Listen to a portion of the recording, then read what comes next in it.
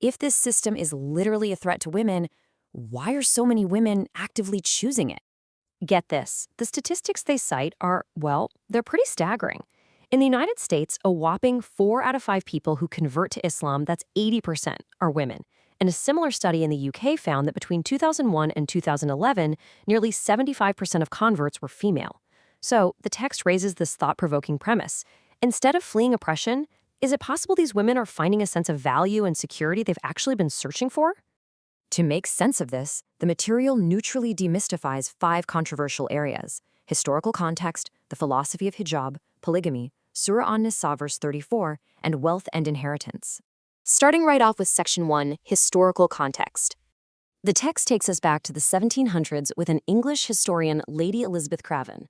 She visited Istanbul and recorded that the Muslim women there were the happiest creatures breathing. Why?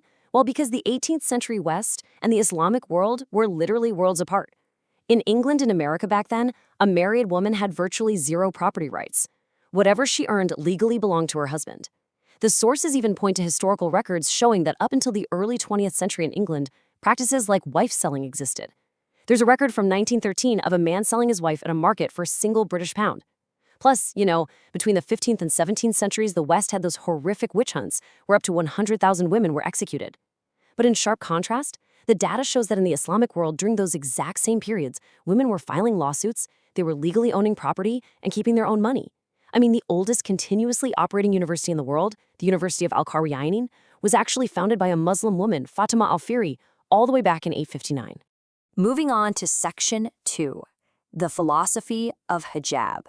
The source material completely shifts away from the Western idea of the hijab as oppression and instead frames it as a tool for mutual protection. And you might find this really surprising. Before women are even addressed, the Quranic command for modesty in Surah An-Nur is directed squarely at men. They're told to lower their gazes. The text beautifully describes a man's eyelids as his very first hijab. It's presented as this two-sided precaution, right? It's designed to build trust and loyalty, making sure both spouses actively protect their family bond. To back this up, the authors point to a modern social experiment done in New York City. A woman walked around for 5 hours in revealing clothing and faced 108 instances of verbal harassment. But when she did the exact same walk wearing a hijab, she faced 0. Not 1. The argument here is that the hijab acts as a filter against people with bad intentions, or those who only care about superficial appearances. It essentially signals that a woman's true value is her intellect, her soul, and her personality. Okay, Section 3, polygamy explained. Historically, unlimited polygamy was just the norm everywhere. Men commonly had 8 or 9 wives. But the text notes that Islam stepped in and placed a hard cap at a maximum of 4. So why allow it at all? The source argues that Islamic law is designed to be universal across all of time, and that includes brutal periods of war. Think about World War I or II, where millions of men died. In those devastating scenarios, polygamy functioned as a vital social safety net, a way to legally protect and provide family structures for millions of widows and orphans. But here's the catch, and it's a massive one. It comes with the strict condition of absolute fairness. A man has to treat all wives with 100% equality in financial support and emotional care. The text heavily emphasizes just how unbelievably difficult this is for any human to actually do. In fact, they cite a severe prophetic warning that a man who treats his wives unfairly will be resurrected half paralyzed. Because that burden is so heavy, the Quran actually encourages monogamy. And on top of that, the material points out that a woman has the absolute legal right to demand monogamy by putting it as a binding condition right into her marriage contract. That brings us to Section 4, Surah An-Nisa, verse 34. This is probably the most controversial topic, often called the beating verse. But the source material strongly pushes back against that mainstream take. They frame it as a highly specific, very restricted conflict resolution process for a severe marital crisis called nushuz, where the actual honor of the family is at stake. In the 7th century, a husband might have just resorted to uncontrolled violence. But this verse actively restricts him. It's a 3-step de-escalation. Step 1, advise with compassion. Speak to the heart, no shouting. Step 2, separate beds. And step 3, the absolute last resort, is interpreted not as a beating, but as a symbolic tap. Hitting the face or leaving any marks is strictly forbidden. It's meant to be a strike to the soul, acting as a wake-up call, not a physical punishment. And there's a wild linguistic nuance in step 2 that the text points out.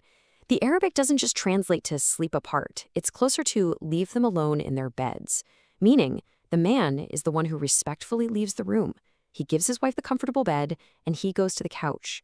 This creates physical space that forces emotional reflection. The text actually marvels at this, calling it a highly effective form of 7th century marital therapy aimed at cooling tempers and saving the relationship, rather than breaking it. Finally, Section 5, Wealth and Inheritance. So why does a sister seemingly get half the inheritance of her brother? The core argument here hinges on a key difference between equality and justice. Equality is giving everyone the exact same slice of pie, no matter what.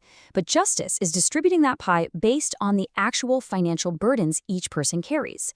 In the Islamic system, husbands and fathers bear 100% of the financial burden for the family's survival. Women, on the other hand, have zero legal obligation to spend a single penny of their own money on household expenses. When you map this out mathematically, it's pretty fascinating. Yes, the brother gets a double share of the inheritance, but he is legally mandated to spend that wealth taking care of the family, his wife, his kids, his aging parents. His wealth drains. The sister gets a single share, sure, but that share is 100% hers to keep, invest, or save. Because her husband provides for her, she doesn't have to spend her inheritance just to survive. The text points out that, at the end of the day, this often leaves the woman financially richer and way more secure in the long run. Which actually brings us full circle back to that paradox of female conversion we started with. The material brings up the famous late Irish singer and feminist Sinead O'Connor. When she started studying world religions, she admitted she left Islam for last because of the massive media prejudice she had against it.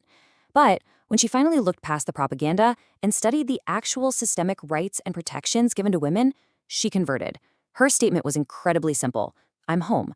The source material concludes by looking around at our modern struggles. Unequal pay, the heavy burden on single mothers, the objectification of women in advertising, and it asks a really profound question. We've tried human-made systems for centuries, and they constantly fall short or swing out of balance.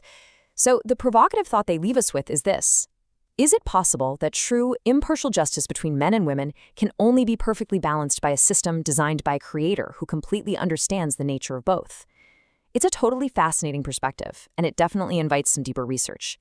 Thanks so much for joining me for this explainer, and I'll catch you on the next one.